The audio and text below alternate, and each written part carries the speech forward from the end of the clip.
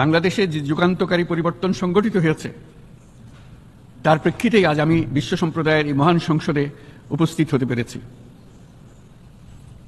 আমাদের গণমানুষের, বিশেষ করে তরুণ সমাজের অফুরন্ত শক্তি আমাদের বিদ্যমান রাষ্ট্র কাঠামো ও প্রাতিষ্ঠানিক আয়োজনগুলো আমূল রূপান্তরের এক নতুন সম্ভাবনার দ্বার উন্মোচন করেছে। আমাদের ছাত্র ও যুব সমাজের আন্দোলন প্রথম দিকে মূলত ছিল বৈষম্য বিরোধী আন্দোলন, পর্যায়ক্রমে তা গণ আন্দোলনের রূপ নিয়েছে।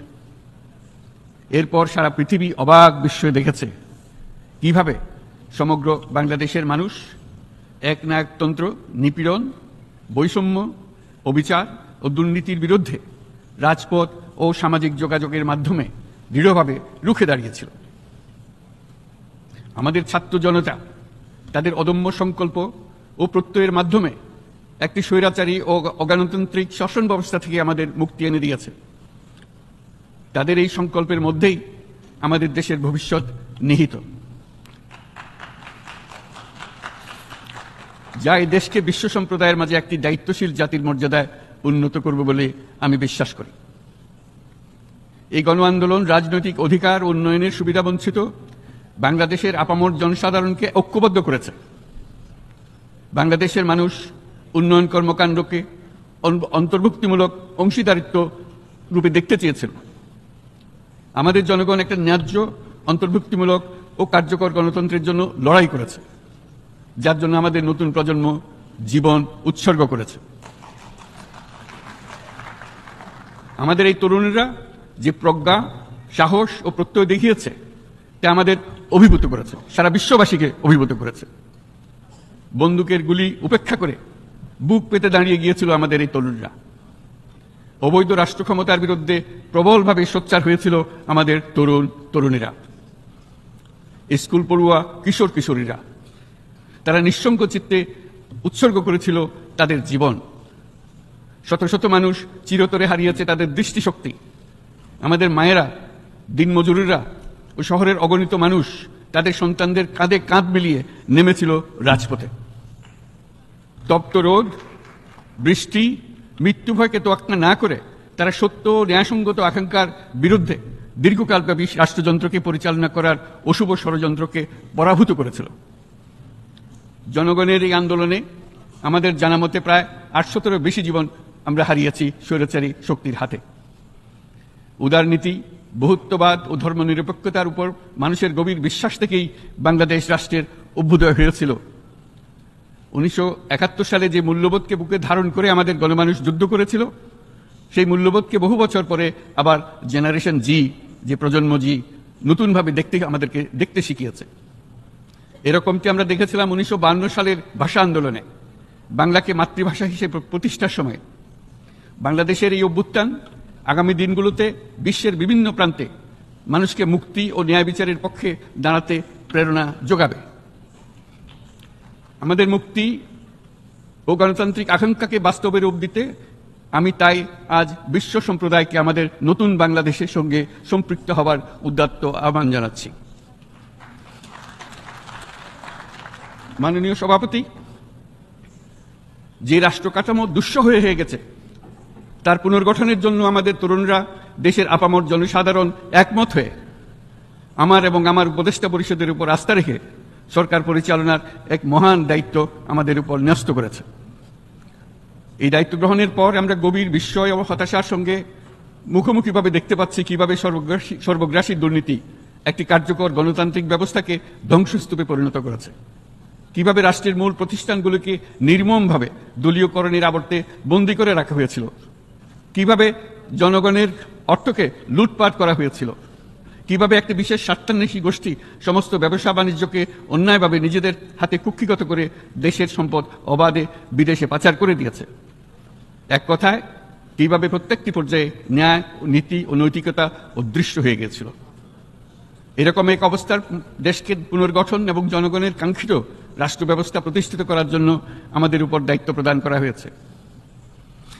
অতীতের ভুলগুলোকে সংশোধন করে একটা প্রতিযোগিতামূলক ও শক্তিশালী অর্থনীতি এবং ন্যায়ভিত্তিক সমাজ ব্যবস্থা গড়ে তোলাই এই মুহূর্তে আমাদের মূল লক্ষ্য।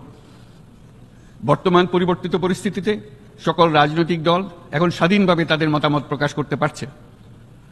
যে সব ব্যক্তি বা প্রতিষ্ঠান রাষ্ট্রীয় কাজ ও সিদ্ধান্ত গ্রহণ করার প্রক্রিয়ায় সম্পৃক্ত, তাদের প্রত্যেকের জবাবদিহিতা নিশ্চিত করাই আমাদের অগ্রাধিকার। আমরা মানুষের মৌলিক অধিকারকে সমুন্নত ও সুরক্ষিত রাখতে দৃঢ়প্রতিজ্ঞ। আমাদের দেশের মানুষ মুক্তভাবে কথা বলবে, ভয়ভীতি ছাড়া সমাবেশ করবে, তাদের পছন্দের ব্যক্তিকে ভোট দিয়ে নির্বাচিত করবে, এটাই জাতির আকাঙ্ক্ষা এবং এটাই আমাদের লক্ষ্য।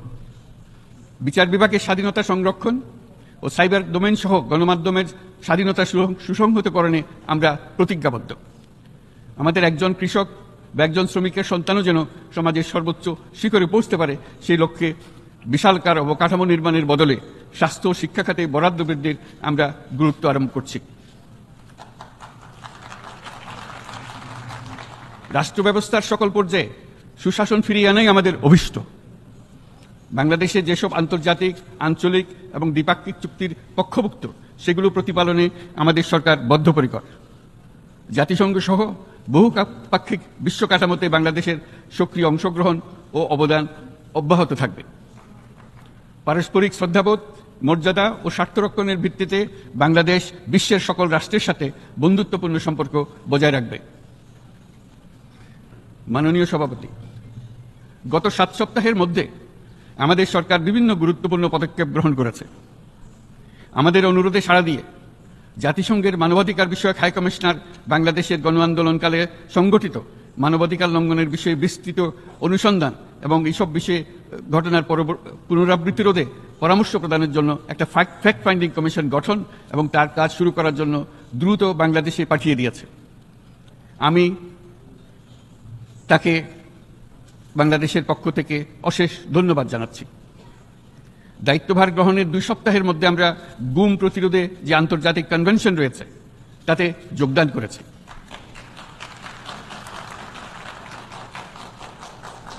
এর আশু বাস্তবায়নের জন্য প্রয়োজনীয় দেশীয় আইন ও বিধি প্রণয়নে আমরা এখন প্রক্রিয়া শুরু করেছি।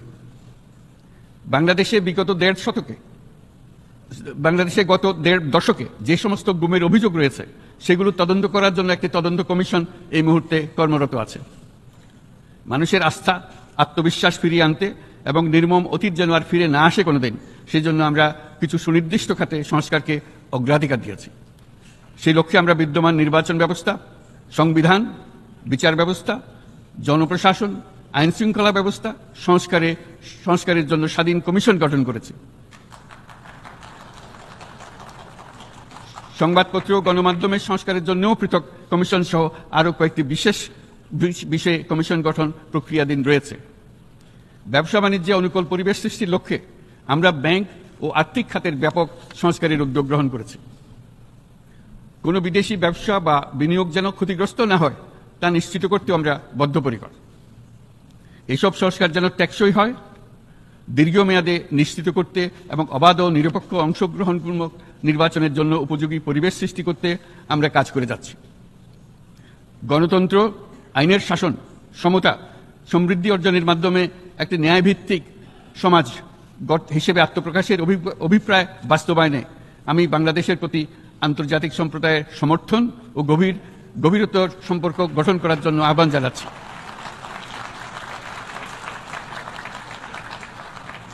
মাননীয় সভাপতি, বাংলাদেশ মনে করে যে শান্তি রক্ষা ও সংঘাত মোকাবেলা জনগণের সমৃদ্ধি নিশ্চিত করার মূল চালিকা শক্তি। সাম্প্রতিক বিপ্লবকালে আমাদের ইতিহাসের সবচেয়ে কঠিনতম সময়ে জনগণের মুক্তির আকাঙ্ক্ষা পূরণে তাদের পাশে দৃঢ়ভাবে দাঁড়িয়ে আমাদের সাহসী সশস্ত্র বাহিনী সমূহ আরও একবার শান্তির প্রতি তাদের অঙ্গীকার প্রমাণ করেছে। এটা সম্ভব হয়েছে শান্তি রক্ষায় আমাদের অঙ্গীকারের কেন্দ্রবিন্দুতে মানবাধিকারকে স্থান দেওয়ার ফলে। জাতিসংঘের পিস বিল্ডিং কমিশনের সূচনা লগ্ন থেকেই শান্তি রক্ষার মতো শান্তি বিনির্মাণেও বাংলাদেশ সমান অঙ্গীকার ব্যক্ত করে এসছে।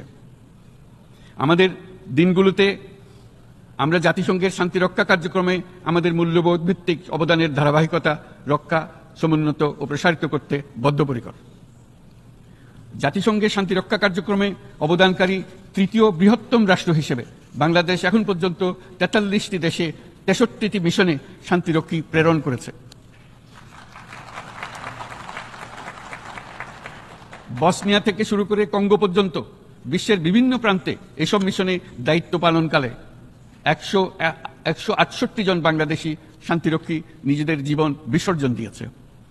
আমরা আশা করি যে কোনো অবস্থায় নানা প্রতিকূলতা সত্ত্বেও জাতিসংঘের ভবিষ্যৎ শান্তিরক্ষী কার্যক্রমগুলোতে বাংলাদেশের প্রতিরক্ষা বাহিনীর সদস্যরা একইভাবে অবদান রাখার সুযোগ পাবে। মাননীয় সভাপতি, আমাদের সকলের বাসস্থান এই পৃথিবী বৈশ্বিক অগ্রাধিকারগুলোকে সঠিকভাবে নির্ণয় করতে আগ্রহী। জলবায়ু পরিবর্তন আমাদের সকলের অস্তিত্বের প্রতি হুমকি স্বরূপ। এই গ্রীষ্মে সর্বকালের রেকর্ড ভঙ্গকারী তাপদাহ আমাদের জলবায়ুজনিত পরিবর্তনের কথা স্পষ্টভাবে স্মরণ করিয়ে দিয়েছে। আমাদের যা প্রয়োজন তা হলো জলবায়ু সম্পর্কিত ন্যায় বিচার, যাতে করে দায়িত্বজ্ঞানহীন সিদ্ধান্ত, উদাসীন আচরণ কিংবা এর মাধ্যমে সাধিত ক্ষতির বিষয়ে যারা সংশ্লিষ্ট তাদের দায়বদ্ধ করা যায়। জলবায়ু পরিবর্তনজনিত দীর্ঘমেয়াদী প্রভাবগুলো অপূরণীয় ক্ষতির কারণ হয়ে দাঁড়িয়েছে। আমরা জীব বৈচিত্র্য হারিয়ে ফেলছি, প্যাথোজেনের পরিবর্তনের ফলে নতুন রোগ বাড়ছে, কৃষিক্ষেত্রে চাপ বাড়ছে ক্রমাগতভাবে, পানি সম্পদ ঝুঁকিতে ফেলছে আমাদের বাসযোগ্যতাকে, সমুদ্র পৃষ্ঠের উচ্চতা বৃদ্ধি এবং লবণাক্ততা আমাদের ক্ষতি করছে প্রতিনিয়ত। ঘূর্ণিঝড়ের সংখ্যা ও মাত্রা বৃদ্ধির কারণে যে ক্ষতি হচ্ছে তাকে উপেক্ষা করার সুযোগ নেই। ক্ষুদ্র কৃষক, প্রান্তিক পর্যায়ে জীবিকা অন্বেষণকারীরা জলবায়ু পরিবর্তনজনিত ঝুঁকির মুখোমুখি হচ্ছে সবচেয়ে বেশি। আমি আজ এই বিশ্ব সভায় যখন কথা বলছি তখন বাংলাদেশের পূর্বাঞ্চলে 50 লাখেরও অধিক মানুষ তাদের জীবদ্দশায় হওয়ার সবচেয়ে ভয়াবহ বন্যা মোকাবেলা করে যাচ্ছে। মহাসচিব গুতেরেস আমাদেরকে দেখিয়েছেন যে বিদ্যমান পরিক্রমা অব্যাহত থাকলে বিশ্বের গড় তাপমাত্রা 2.7 ডিগ্রি সেলসিয়াস বৃদ্ধির দিকে অগ্রসর হতে থাকবে। তাই বাংলাদেশের মতো জলবায়ু ঝুঁকিতে থাকা দেশগুলোতে অভিযোজনের জন্য ব্যাপক বিনিয়োগের আহ্বান জানাচ্ছি।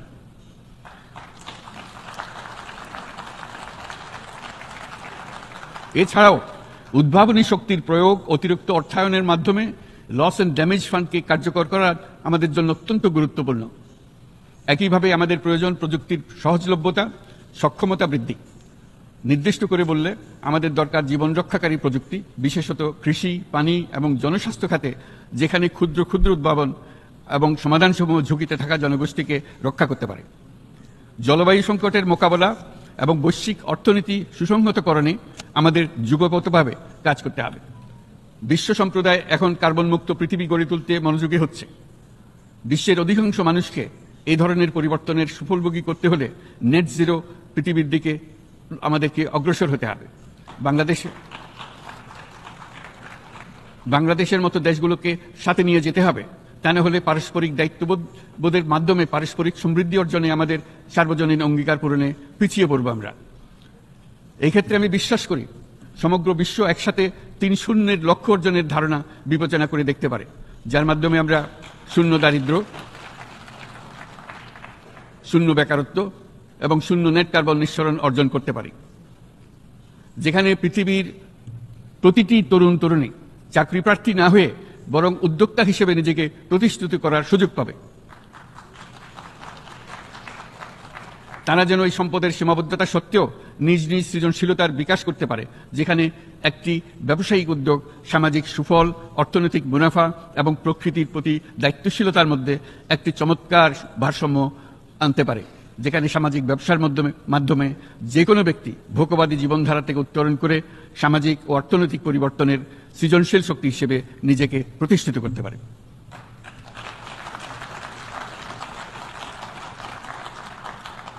এই সময়ে তাই প্রয়োজন উন্নত উন্নয়নশীল সকল দেশসমূহ এবং বিভিন্ন অংশীদারদের মধ্যে নতুন দৃষ্টিভঙ্গি, নতুন মূল্যবোধ এবং নতুন একতা। সামগ্রিকভাবে এই লক্ষ্য অর্জনে জাতিসংঘ ব্যবস্থা, জাতীয় আঞ্চলিক পর্যায়ে সরকারসমূহ, সকল ব্যবসা প্রতিষ্ঠান, বেসরকারি অংশীজন এবং দাতব্য সংস্থাগুলোকে একসঙ্গে কাজ করতে হবে। আমাদের অর্থনৈতিক কাঠামোতে সামাজিক ব্যবসাকে স্থান দিলেই নিচের অর্ধেকাংশ মানুষের জীবনে তা বিরাট পরিবর্তন আনতে পারে।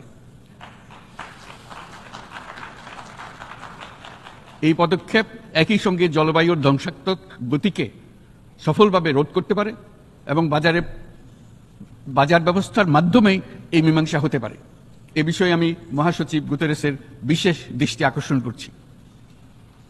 মাননীয় সভাপতি, বহুমুখী সংকটে জর্জরিত বর্তমান বিশ্বে যুদ্ধ এবং সংঘাতের ফলে ব্যাপক ভিত্তিতে মানুষের অধিকার খর্ব হচ্ছে। বিশ্ববাসীর উদ্বেগ এবং নিন্দা সত্ত্বেও গাজায় গণহত্যা থামছে না।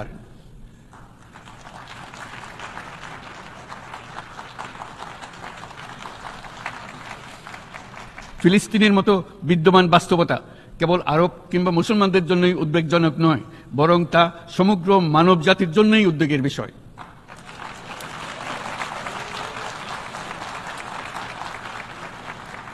একজন মানুষ হিসেবে প্রত্যেক ফিলিস্তিনির জীবন অমূল্য। ফিলিস্তিনের জনগণের বিরুদ্ধে যে মানবতা বিরোধী অপরাধ হচ্ছে তার জন্য সংশ্লিষ্ট সকলকে দায়বদ্ধ করতে হবে।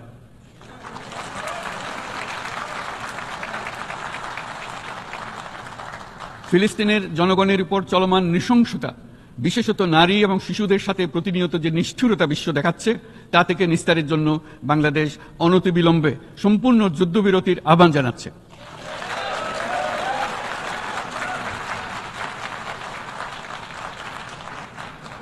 দ্বিরাষ্ট্রভিত্তিক সমাধানেই মধ্যপ্রাচ্যে টেকসই শান্তি আনতে পারবে।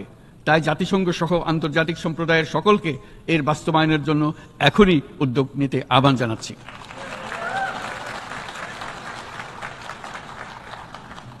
গত ২.৫ বছর ধরে ইউক্রেনে চলমান যুদ্ধে বহু মানুষ প্রাণ হারিয়েছে। এই যুদ্ধের প্রভাব সর্বব্যাপী, এমনকি বাংলাদেশের অর্থনীতিতেও এর নেতিবাচক প্রভাব আমরা অনুভব করছি। আমরা তাই উভয় পক্ষকে সংলাপে বসে বিরোধ নিরসনের মাধ্যমে যুদ্ধের অবসান ঘটানোর আহ্বান জানাচ্ছি। মাননীয় সভাপতি, বাংলাদেশ গত ৭ বছর যাবৎ মায়ানমার হতে আগত ১২ লাখেরও বেশি রোহিঙ্গাদের মানবিক কারণে আশ্রয় দিয়ে আসছে। এর ফলে আমরা বিরাট সামাজিক, অর্থনৈতিক, পরিবেশগত ক্ষতির সম্মুখীন হচ্ছি। মায়ানমারের অভ্যন্তরীণ সমস্যা থেকে সৃষ্ট এই সংকট বাংলাদেশ ও আমাদের অঞ্চলের জন্য প্রথাগত ও অপ্রথাগত উভয় ধরনের নিরাপত্তা ঝুঁকির কারণ হয়ে দাঁড়িয়েছে। মায়ানমার থেকে বাংলাদেশে বলপূর্বক বাস্তুচ্যুত রোহিঙ্গাদের সহায়তা করতে আমরা অঙ্গীকারবদ্ধ। আমরা রোহিঙ্গাদের জন্য মানবিক সহায়তা কার্যক্রম চালু রাখা এবং তাদের টেকসই প্রত্যাবর্তন নিশ্চিত করার উদ্দেশ্যে আন্তর্জাতিক সম্প্রদায়ের পর্যাপ্ত সহায়তা অব্যাহত রাখার আহ্বান জানাচ্ছি। রোহিঙ্গাদের সাথে সংগঠিত হওয়া ব্যাপক ভিত্তিক মানবাধিকার লঙ্ঘনের জন্য আন্তর্জাতিক বিচার আদালত এবং আন্তর্জাতিক অপরাধ আদালতে চলমান বিচার প্রক্রিয়ার মাধ্যমে ন্যায় বিচার নিশ্চিত করাও সমানভাবে গুরুত্বপূর্ণ। রোহিঙ্গারা যাতে নিজ দেশে স্বাধীন এবং মর্যাদাপূর্ণ জীবনযাপন করতে পারে, সেই লক্ষ্যে অনুকূল পরিবেশ তৈরিতে জাতিসংঘ অন্যান্য আন্তর্জাতিক প্রতিষ্ঠানের ধারাবাহিক প্রচেষ্টার প্রশংসা দাবিদার। এই লক্ষ্যে রোহিঙ্গারা যাতে পর্যাপ্ত নিরাপত্তা ও অধিকার নিশ্চিত করে তাদের নিজ ভূমি রাখাইনে ফিরে যেতে পারে, তার পথ সুগম করা অত্যন্ত দরকার। মায়ানমারের প্রতিনিয়ত পরিবর্তনশীল অবস্থা বিবেচনা রেখে বাংলাদেশ আন্তর্জাতিক সম্প্রদায়ের সাথে একযোগে রোহিঙ্গাদের নিজ দেশে মর্যাদাপূর্ণ টেকসই প্রত্যাবর্তনের জন্য পরিবেশ সৃষ্টিতে কাজ করতে প্রস্তুত। মাননীয় সভাপতি, রাজনৈতিক মুক্তি এবং সামাজিক অর্থনৈতিক জাগরণ ব্যতীত শান্তি ও নিরাপত্তা নিশ্চিতে সাফল্য অর্জন করা সম্ভব নয়। প্রায় ১ দশক পূর্বে বিশ্ব সম্প্রদায় সর্বসম্মতক্রমে এজেন্ডা 2030 প্রণয়ন করেছিল। আমরা সবাই আমাদের সামষ্টিক আকাঙ্ক্ষা ও বিশ্বাস অর্পণ করেছি এই সার্বজনীন টেকসই উন্নয়ন অভিষ্টগুলো অর্জনে। সার্বিকভাবে মাত্র 17% ও কম লক্ষ্যমাত্রা অর্জন হয়েছে। স্পষ্টতই এই ক্ষেত্রে অনেক উন্নয়নশীল রাষ্ট্র আরও পিছিয়ে আছে। উন্নয়নশীল দেশগুলোকে এসডিজি অর্থায়নের বছরে প্রায় 2.5 থেকে 4 ট্রিলিয়ন মার্কিন ডলারের সমান ঘাটতি মোকাবেলা করতে হচ্ছে। উন্নয়নশীল বিশ্বের ঋণের বোঝা, ক্ষয়িষ্ণু আর্থিক সক্ষমতা এবং জলবায়ু পরিবর্তনের ক্ষতিকর প্রভাবের কারণে বাংলাদেশের মতো দেশগুলিতে বেশি ঝুঁকিতে রয়েছে। আমরা আশা করি উন্নয়নের জন্য অর্থায়ন সংক্রান্ত 4র্থ আন্তর্জাতিক সম্মেলনে এই ধরনের জটিল এবং কাঠামোগত সমস্যাগুলোর দিকে নজর দেওয়া হবে। বহুপাক্ষিক আর্থিক প্রতিষ্ঠানগুলোকে এমন অভিন্ন লক্ষ্যে নিয়ে যাওয়ার কাজ করতে হবে যাতে সকল রাষ্ট্র সমানভাবে সম্পদ ও সুযোগের ব্যবহার করতে পারে। তারা নিজেদের কর্মসূচিতে সামাজিক ব্যবসাকে গুরুত্বপূর্ণ ভূমিকা দিতে পারে, যাতে নিম্ন আয়ের দেশগুলোর বাস্তবতাকে বিশেষভাবে মোকাবেলা করা যায়। যা ব্যবসায়ী উদ্যোগ এবং ব্যক্তির সৃজনশীলতাকে উদ্বুদ্ধ করে, যা বঞ্চিত জনগোষ্ঠীকে বিশালভাবে সহায়তা করে। এই ক্ষেত্রে অবৈধ অর্থের প্রবাহ এবং উন্নয়নশীল দেশগুলো থেকে সম্পদ পাচার বন্ধ করা অত্যন্ত আবশ্যক। উন্নয়নশীল দেশগুলো থেকে পাচার হয়ে যাওয়া সম্পদ ফেরত আনার জন্য আন্তর্জাতিক সহযোগিতা জোরদার করতে হবে। আমরা আশা করি কর ফাঁকি রোধে আন্তর্জাতিক কর কনভেনশন অতি শীঘ্রই গৃহীত হবে। মাননীয় সভাপতি, আমরা যে নিবিড়ভাবে সংযুক্ত বিশ্বে বসবাস করছি, সেখানে অভিবাসন এবং মানুষের অবাধ প্রবাহ এক অলঙ্ঘনীয় বাস্তবতা। বাংলাদেশি নাগরিকরা প্রতিনিয়ত বিভিন্ন দেশে অভিবাসী হিসেবে যাচ্ছেন। তারা বিভিন্ন দেশে তাদের কর্মসংস্থানের সন্ধানে আছেন। বিশ্বের বিভিন্ন প্রান্তে এই মুহূর্তে প্রায় 1.5 কোটি প্রবাসী বাংলাদেশি আছেন। সকলের জন্য অভিবাসনের উপযোগিতা নিশ্চিত করতে বিশ্ব সমাজকে নিরাপদ, সুশৃঙ্খল এবং নিয়মিত মর্যাদাপূর্ণ অভিবাসনের পথ সুগম করতে হবে। আন্তর্জাতিক সম্প্রদায়কে অভিবাসীদের মানবাধিকার এবং তাদের প্রতি মানবিক আচরণ নিশ্চিত করতে হবে। অভিবাসনের উপর 2018 সালে যে গ্লোবাল কম্প্যাক্ট অন মাইগ্রেশন গৃহীত হয়েছে, তার পূর্ণ বাস্তবায়নে বাংলাদেশ প্রতিশ্রুতিবদ্ধ এবং একই সাথে অনিরাপদ অভিবাসন রোধেও আমরা বদ্ধপরিকর।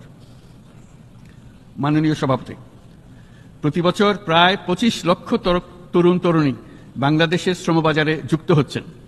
বাংলাদেশের বিপুল জনশক্তির প্রায় 2/3 তরুণ। এই জনশক্তিকে বর্তমান ও আগামীর জন্য গড়ে তোলা বাংলাদেশের জন্য একটা বড় চ্যালেঞ্জ। ক্রমপরিবর্তনশীল কর্মজগতে একজন তরুণকে প্রতিনিয়ত নতুন দক্ষতা অর্জন করতে হয়। এই কর্মপরিবেশের সাথে মানিয়ে নেওয়া শিখতে হয়। এই জন্য বাংলাদেশ যখন মধ্যম আয়ের দেশ হিসেবে উন্নতি হচ্ছে, তখন আমরা শিক্ষা এবং প্রযুক্তিগত সহায়তা লাভের উপর বিশেষ জোর দিচ্ছি। এবার কৃত্রিম বুদ্ধিমত্তার বিষয়ে আসি। কৃত্রিম বুদ্ধিমত্তার অভাবনীয় বিকাশ এবং এর বহুমাত্রিক প্রয়োগে বাংলাদেশ বিশেষভাবে আগ্রহী। আমাদের তরুণ সমাজ জেনারেটিভ আর্টিফিশিয়াল ইন্টেলিজেন্সের সম্ভাবনা নিয়ে উচ্ছ্বসিত। একজন বিশ্ব নাগরিক হিসেবে তারাও চায় নতুন পৃথিবীতে নিয়োজিত হতে, কর্মক্ষম হিসেবে নিজেকে গড়ে তুলতে। বাংলাদেশের মতো বৃহৎ তরুণ জনগোষ্ঠীর দেশ যাতে কৃত্রিম বুদ্ধিমত্তার প্রয়োগজনিত অর্জিত সুফল থেকে পিছিয়ে না পড়ে, বিশ্ব সম্প্রদায়কে তা নিশ্চিত করতে হবে। একই সঙ্গে নিশ্চিত করতে হবে যেন কৃত্রিম বুদ্ধিমত্তার কারণে কর্মক্ষেত্রে মানুষের চাহিদা ক্রমাগতভাবে সংকুচিত হয়ে না যায়। এই প্রসঙ্গে আমি উল্লেখ করি যে আমরা ভিন্ন একটা ইন্টেলিজেন্স, অটোনোমাস ইন্টেলিজেন্স, অর্থাৎ যে কৃত্রিম বুদ্ধিমত্তা নিজেই নিজের কৃত্রিম বুদ্ধিমত্তাকে সম্প্রসারিত করতে পারে মানুষের কোনো হস্তক্ষেপ ছাড়াই, তার ব্যাপারে আমরা বৈজ্ঞানিকদের দৃষ্টি আকর্ষণ করতে চাই।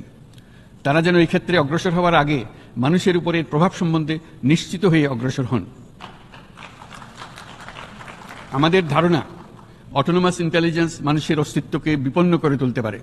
কাজে এই ব্যাপারে আমাদের সম্পূর্ণ সজাগ থাকতে হবে। মাননীয় সভাপতি, আমাদের আসলে দরকার নতুন ধরনের সহযোগিতা কাঠামো, যেখানে বৈশ্বিক ব্যবসা ও জ্ঞানের অধিকারী গোষ্ঠী মানুষের চাহিদাগুলোকে যথাযথভাবে অনুধাবন করবে। আন্তর্জাতিক সহযোগিতার মাধ্যমে উন্নয়নশীল দেশগুলোর জন্য এমন একটি রূপান্তরকারী ব্যবস্থা তৈরি করতে হবে যা কর্মসংস্থান, আর্থসামাজিক প্রতিকূলতা বা জীবিকার জন্য যুৎসই সমাধান নিশ্চিত করবে। মাননীয় সভাপতি, আমাদের প্রচেষ্টা, সক্ষমতা এবং সম্পদ একত্রীকরণের মাধ্যমে সকলের সামর্থ্য, উদ্ভাবনী শক্তি এবং সমৃদ্ধিকে কাজে লাগাতে হবে। আর্থসামাজিক উন্নয়ন এবং জলবায়ু সহনশীলতা নিয়ে আমরা প্রতিনিয়ত যে প্রতিকূলতার সম্মুখীন হচ্ছি, সম্মিলিত উদ্যোগের মাধ্যমে তার মোকাবেলা করতে হবে। বৈশ্বিক দক্ষিণের দেশগুলোকে অনন্য অর্থনৈতিক এবং সামাজিক প্রেক্ষাপটে দক্ষিণ দক্ষিণ এবং ত্রিভুজীয় সহযোগিতা এই ক্ষেত্রে বিশেষভাবে সহায়ক হতে পারে বলে আমি মনে করি। বৈশ্বিক দক্ষিণের আওয়াজকে বিশ্বব্যাপী জোরালোভাবে তুলে ধরার জন্য প্রয়োজন সম্মিলিত উদ্যোগ। সেজন্য বৈশ্বিক এজেন্ডা প্রণয়ন ও বাস্তবায়ন নিশ্চিত করতে বৈশ্বিক দক্ষিণের দেশগুলোর মতামতকে যথাযথ গুরুত্বের সাথে বিবেচনা করতে হবে। জনাব সভাপতি, কোভিড অতিমারির অভিজ্ঞতায় আমরা দেখেছি জনস্বাস্থ্যে ব্যাপক বিনিয়োগ কতটা গুরুত্বপূর্ণ হতে পারে। বিশ্ব স্বাস্থ্য সংস্থায় বৈশ্বিক অতিমারি চুক্তির চলমান আলোচনায় বাংলাদেশ নেতৃত্ব প্রদান করে চলেছে। আমরা চাই কার্যকর আন্তর্জাতিক সহযোগিতা, জনস্বাস্থ্য ব্যবস্থায় অর্থায়ন, প্রযুক্তি হস্তান্তর, গবেষণা ও উন্নয়ন, ভ্যাকসিন থেরাপিউটিক্সের উৎপাদন বহুমুখীকরণ এবং সকল ভ্যাকসিনকে মেধাসত্ত্ব অধিকার মুক্ত ঘোষণা করার ব্যাপারে ঐক্যমত্য গঠন। অসংক্রামক রোগসমূহের বিরুদ্ধে লড়াইয়ে এই বিষয়গুলি অত্যন্ত গুরুত্বপূর্ণ। জনাব সভাপতি, এবছর আমরা জাতিসংঘের সাথে বাংলাদেশের অংশীদারিত্বের সুবর্ণ জয়ন্তী উদযাপন করছি। গত 50 বছর ছিল আমাদের জন্য একটা পারস্পরিক শিক্ষণীয় সম্মিলিত যাত্রা। সীমিত উপায়ে বাংলাদেশ বৈশ্বিক শান্তি ও নিরাপত্তা, ন্যায়, সমতা, মানবাধিকার প্রতিষ্ঠায় ধারাবাহিকভাবে অবদান রেখে আসছে। আমাদের সমন্বিত প্রয়াসের পেছনে আছে সত্যিকার অর্থে একটি নিয়মভিত্তিক বৈশ্বিক ব্যবস্থা গড়ে তোলা।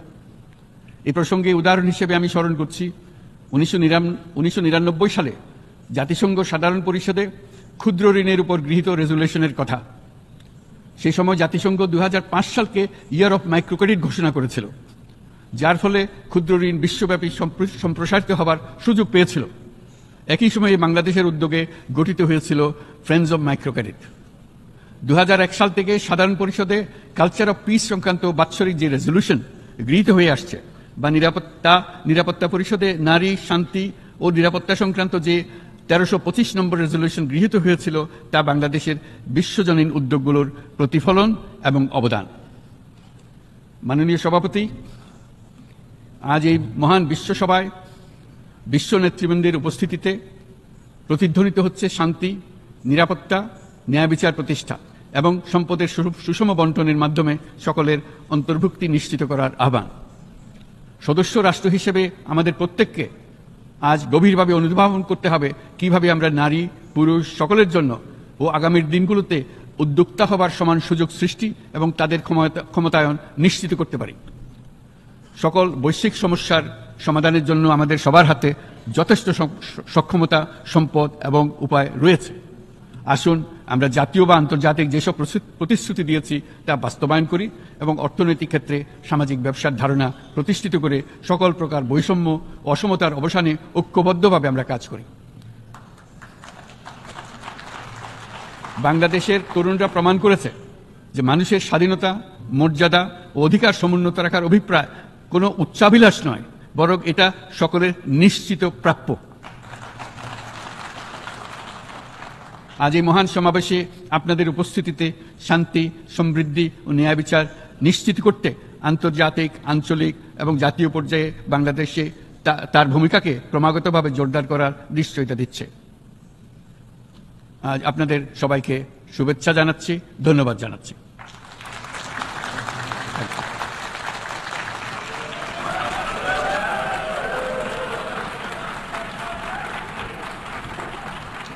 On behalf of the Assembly, I wish to thank the Chief Advisor of the Interim Government of the People's Republic of Bangladesh.